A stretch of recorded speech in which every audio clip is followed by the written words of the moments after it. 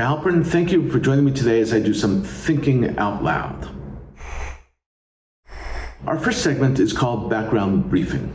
The first thing I've been thinking about is countries and their allies, their friends, and their enemies. What interests me most is how Iran understands, or better, misunderstands its allies and its enemies. Countries, like people, need friends.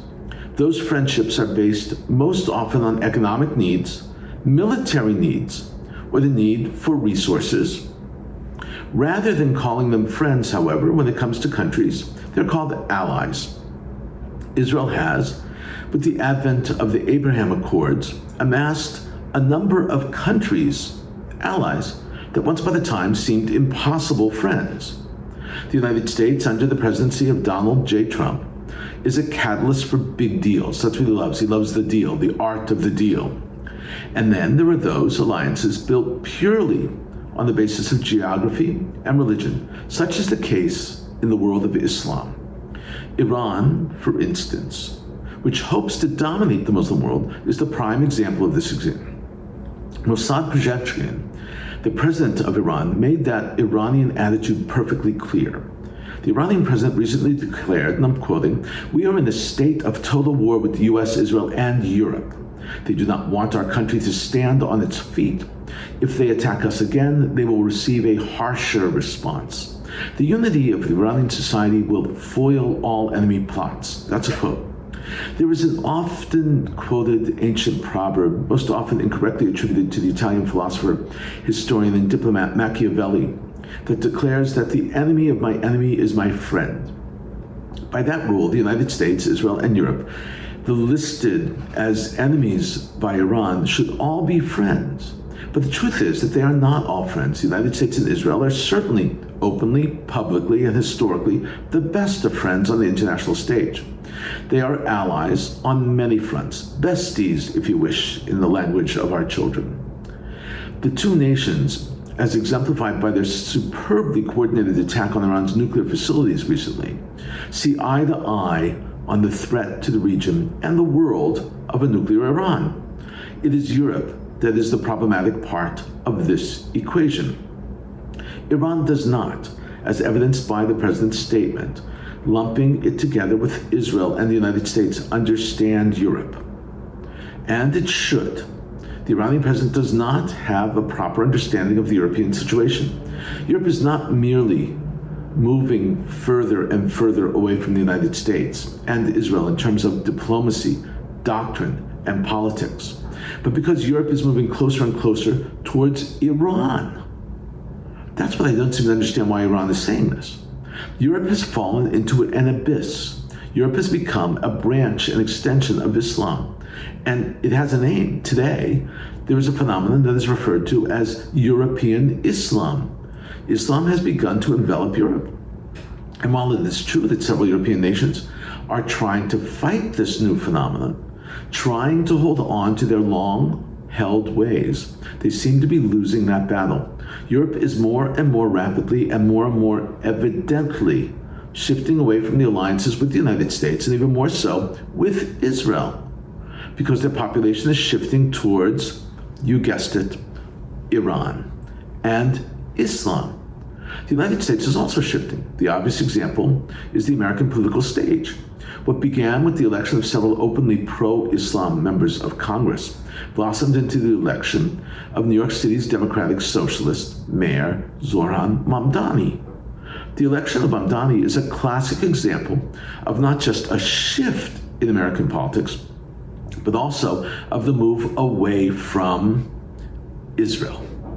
Mamdani, as we all know by now, has not just criticized Israel's policies, but has refused to condemn Hamas and their brutal October 7, 2023 massacre. When the population shifts, so too will the country's attitude towards Israel. While most European nations do not conduct their censuses based on religious affiliation, there are common knowledge guesstimates for significant European cities, and I want to go over them for a little bit just to give you a sense of it. The metropolitan area of Paris is estimated to be between 10 and 15% Muslim, with higher concentrations in certain suburbs. London is estimated to be 12 to 15% Muslim, with much higher percentages in areas of Tower Hamlets. Newham, Birmingham has an estimated 20 to 22% Muslims. Manchester, 15 to 16% Muslim. Brussels is estimated to be about 20 to 25% Muslim. Marseille, 25 to 30% Muslim. That's 1 in 3. Rotterdam, about 20 to 25% Muslim. Amsterdam, 15 to 25% Muslim. The Hague and Utrecht, around 13 to 15% Muslim. Berlin, around 9 to 12% Muslim. Cologne, 10 to 12% Muslim. Vienna, 10 to 12% Muslim. Copenhagen, 10%. Stockholm and Malmö, each around 15 to 20% Muslim. While Iran was pretty good at understanding the Western world until now, in this case, they are totally off base. Totally off base. The dream of Muslim revolutionaries is to generate influence in the West and then to take over. They want to flip the world into a Muslim-oriented society. The fulfillment of that dream necessitates a shift away from the United States and especially away from Israel. That explains the burgeoning business of organized pro-Hamas rallies on campuses. What began on US campuses has taken hold in Europe and on the streets of the United States and Europe.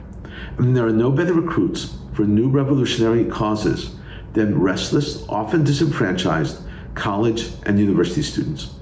While Iran has not yet realized how successful they have been in swaying their support away from the United States and Israel, we realize it. Now the hard work is ours. Now Israel and the United States must find not just as effective, but much more effective ways to change the tide and bring Western and Israeli contributions to the forefront of each and every student and each and every citizen in the United States, but also in Europe. That is the only way to combat this, the only way forward. Coming up next, points of view.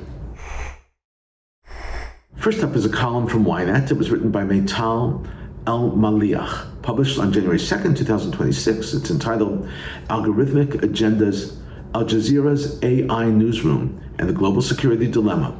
Subtitled, Opinion, Al Jazeera's recent partnership with Google Cloud to launch an AI-driven newsroom marks a turning point in how global news is curated and distributed, potentially creating a fast pass for media manipulation that endangers counter-terrorist security policies we know today. AI is significant, and this is important. It will impact everything we do. This piece and others like it are critical to help prepare us for the very near future. Our news and how we get it will be greatly influenced by artificial intelligence, by AI. This is how Meital begins. Guy Goldstein notes in his recent Ynet opinion piece, this technology enables artificial intelligence to shape what is considered relevant, contextual, and newsworthy. Before editors intervene, this technology emerges from a nexus where the Qatari state's political agenda, the transnational ideological influence of the Muslim Brotherhood, and the technological power of corporations like Google Cloud converge. By combining state-backed media ambitions with religious political doctrine and advanced AI infrastructure, this system can spread a particular worldview across newsrooms worldwide. The result is a subtle but powerful realignment of global information flows, where the ideologies of these actors may quietly shape what millions come to see as objective news.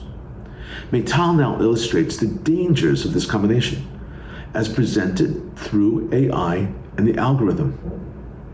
She writes, what is particularly alarming is that this shift threatens to erase the last remnants of journalistic discretion at Al Jazeera. The network functions as a, quote, trusted, unquote, distribution hub with influence radiating far beyond its direct audience. Once AI-curated stories are disseminated, content becomes almost impossible to trace or contain, mirroring challenges in counterterrorism policy and digital law enforcement. Legal responses such as attempts to restrict or shut down broadcasts become largely ineffective in decentralized digital landscape. You simply cannot shut down every news outlet in the world. More concerning is how AI-driven state-aligned media systems like this ultimately shield undemocratic values under the constitutional rhetoric of free expression, framing real security risks as political disagreements. Meital explains that there is no real response, no legal response, no possible response, and no ultimately journalistic response. She concludes, alongside other flaws and limitations, international law still has no clear standard for defining or regulating the use of digital platforms for terrorist purposes. Existing legal frameworks address incitement only in vague, discretionary terms, constantly weighing against freedom of expression. There is no clear threshold separating legitimate expression from unlawful incitement. Therefore, enforcement against online propaganda remains weak across borders, while technology continues to evolve far faster than the law.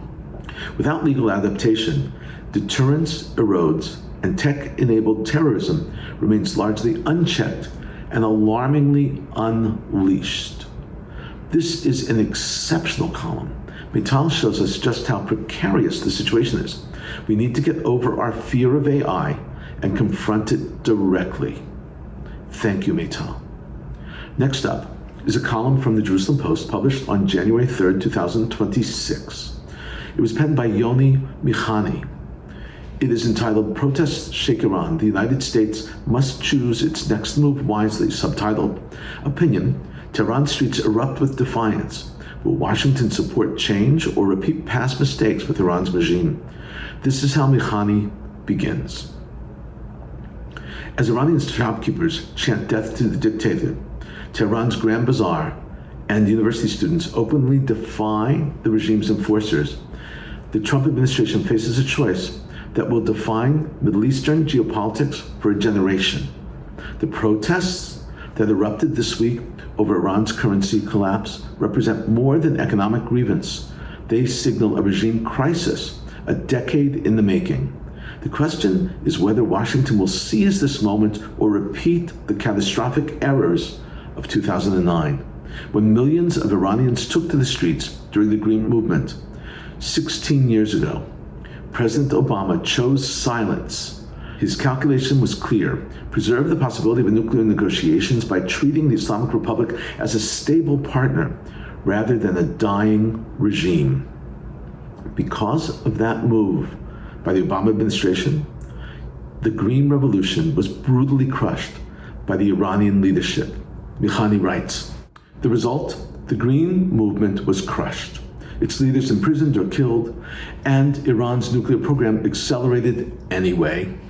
Obama's strategy wasn't neutral. It was a choice to stabilize authoritarian rule at precisely the moment when popular pressure might have forced democratic opening.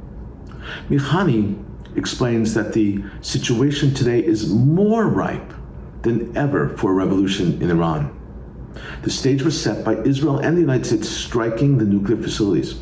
He writes, today, the Islamic Republic faces convergent crisis that dwarfed 2009's challenges. The June war with Israel exposed the regime's hollow deterrence, its nuclear facilities destroyed, air defenses shattered, the senior Revolutionary Guard commanders assassinated in their bunkers.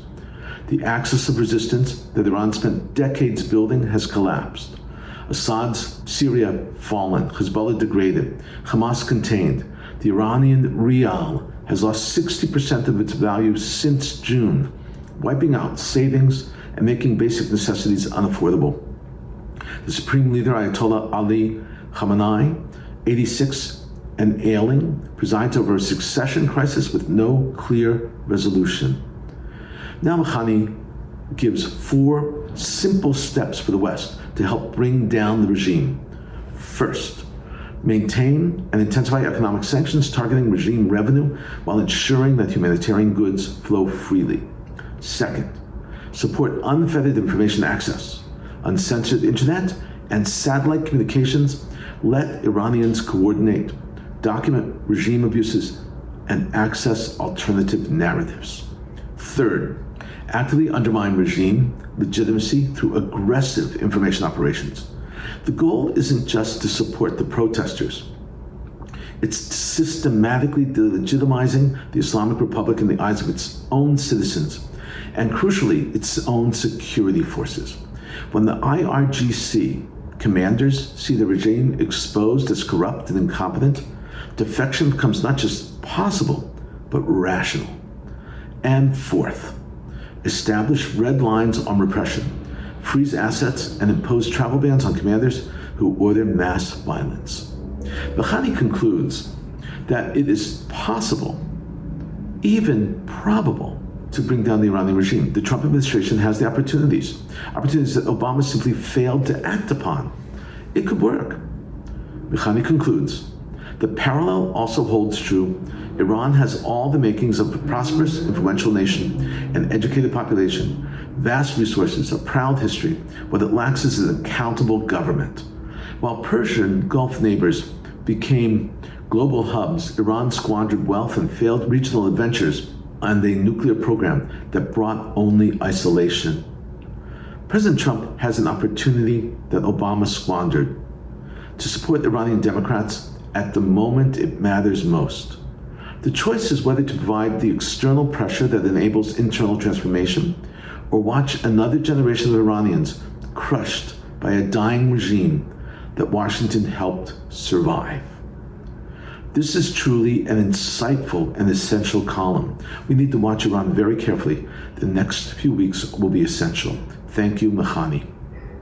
Coming up, commentary through our cartoons where pictures tell the story. I want to show you 8 cartoons today. Some are very biting and critical, while 1 or 2 actually are positive. The first cartoon is entitled Christmas Eve in Palestine and shows an Israeli rocket destroying a Christian church and a Muslim mosque. This is totally false. No such thing happened. This cartoon delivers a false message that Israel is attacking places of worship on Christmas Eve, which is blatantly false. This is part of a larger message of eroding confidence in Israel and trust in Israel and belief in Israel, portraying her as evil to Christian and Muslim worlds. The damage is truly incalculable. That does not mean, by the way, that Israel never struck a church or a mosque in the course of the war. They did, and for good reasons. But to make it up so that it was done on Christmas Eve is devious. It's really a problem. This is truly a modern-day blood libel. Next up is a cartoon about the ceasefire. There's a stop sign which is cut in half, while Israeli's Prime Minister Bibi Netanyahu is shooting. President Trump is portrayed as a blind person in a sign for blind people who are crossing the street. The intention of the comic is very clear. It is to say that Israel is violating the ceasefire, while Trump is not paying attention to it at all. Next up is an attack on Israel by the world led by Israeli peace monitor B'Tselem. Israel often presents itself as the only democracy in the Middle East. B'Tselem lifts up the flag of Israel to show that behind the flag Israel is actually an apartheid state, and there's a Palestinian there shouting for help. This is, of course, totally incorrect and totally false. Next up is a pro-Israel cartoon. It portrays Hamas before and after recognition of Jerusalem. There's no difference. Hamas has not changed. Their point of view since their creation, and that's what the shirt says in both frames, they desire to wipe out Israel. Next up is a cartoon of Israel and Gaza, both shouting an eye for an eye, an eye for an eye, an eye for an eye. The Bible and the Quran both utilize this expression. They are shouting as Israel is shooting. This next cartoon is the Iranian Ayatollah covered in blood.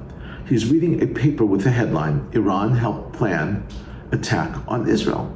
This is not new news, but newly discovered intel on computer documents prove it even more directly, the link between Iran and Hamas on October 7th.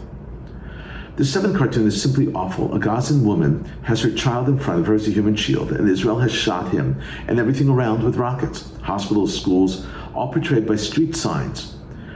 And finally, this last cartoon is a play on words, and it is both funny and sad at the same time. Hamas and Hezbollah are pointing cannons at Israel, who says, "We gave you land for peace," P-E-A-C-E. Hezbollah responds, "We want that peace," P-I-E-C-E, the land Israel is standing on. In a moment, more of my own perspective and a few predictions. We're watching Iran very carefully. The general rule of thumb on revolutions is that their momentum shifts when 5% of the population take to the streets. There are about 2 million people now protesting, approximately 90 million people living in Iran. So they still need to double the size of the protesters to get to about 5 million. Like I said, we're watching this very, very carefully. Iranian news agency Fars reported that 2 people were killed in clashes amid the wave of protests in Iran. According to the report from the informed source, the protesters were hit by fire from local police in the city of Ladigan in western Iran. The agency noted that some of the demonstrators were armed and threw stones at government buildings and police, and at one point even fired at the officers. They responded with gunfire. 3 more people were killed in clashes with police during massive protests, also in an area very close to the first. This was reported by Fars also, which noted that this occurred when a group of protesters attacked a police station in Loristan, also in the province, which is western Iran. According to the report, the protesters entered the headquarters with various weapons with the aim of neutralizing the police officers and attacking the arsenal, which led to clashes. It was also written in Fars that they threw stones at police and set fire to vehicles. The police announced that they seized several weapons from the protesters. 17 more people were injured. Israel has approved a ban on access to the Gaza Strip for 37 international organizations that says it failed to provide lists of their employees as required under the new regulations. According to the Ministry of Diaspora Affairs and the fight against anti-Semitism, licenses will only be delivered, that is, they will be suspended. They will only be delivered for people who fulfill the requirements, and they will be suspended for organizations that did not meet the required security standards.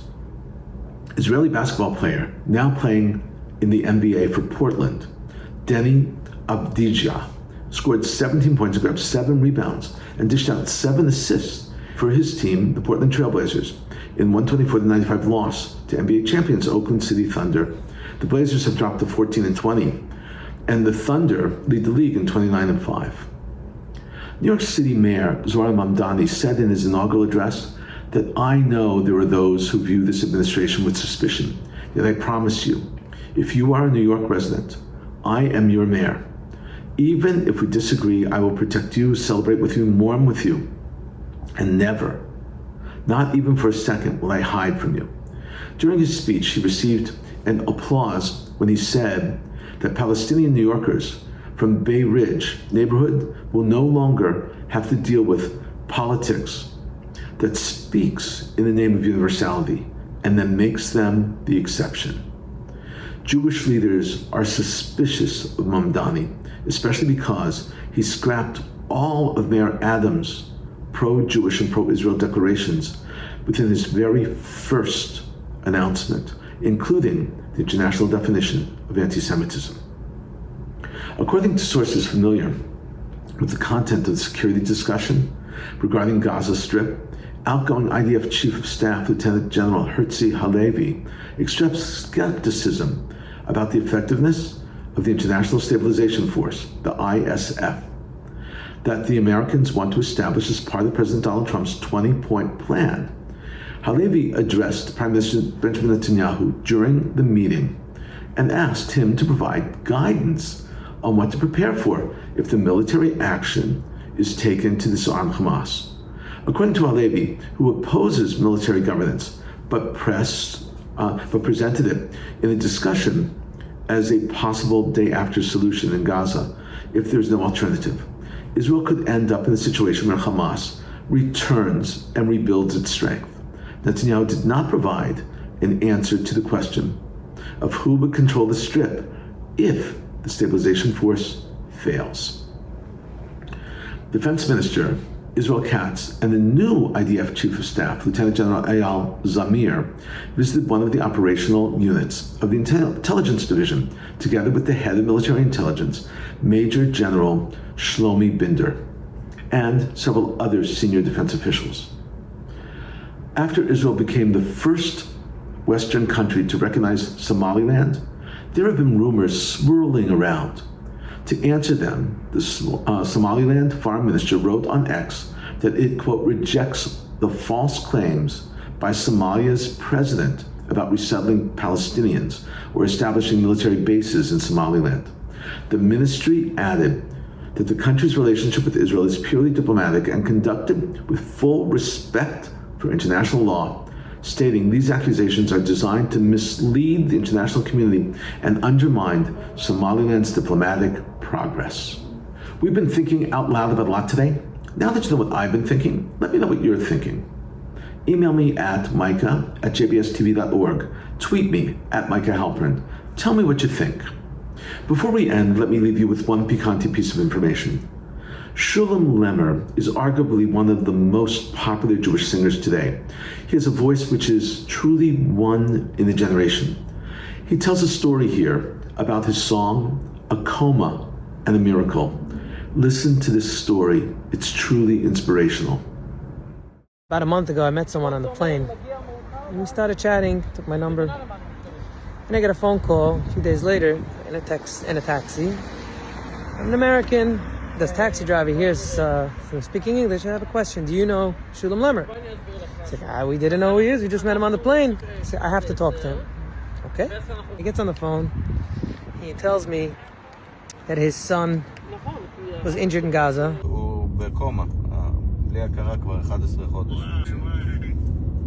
He was sitting in his car with father, started listening to music, and my song came on, one of my songs, and he started singing. And he got so connected to the song, he felt so close to Hashem. He went to visit his son the next day, and he figured maybe his son could experience the same thing. So he put on the song, because he's telling me this on FaceTime. He's putting on the song, and his son woke up from the coma. And he's crying, he's telling me thank you. And it was so special to hear that story. So I said, next time I'm in Israel, I'll come visit your son. So here we are at the hospital, Shikum Levenstein, and we're going to go sing for him. You never know what you do. You do a song somewhere, and it resonates with people all over. It's such a special feeling.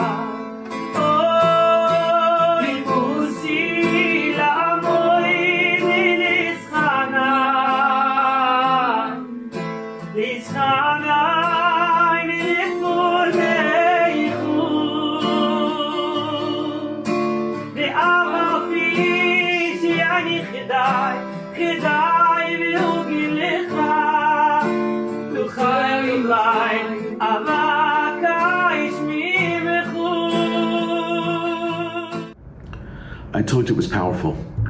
Thank you for thinking out loud with me, Micah Halpern. Let's think out loud again next week on JBS.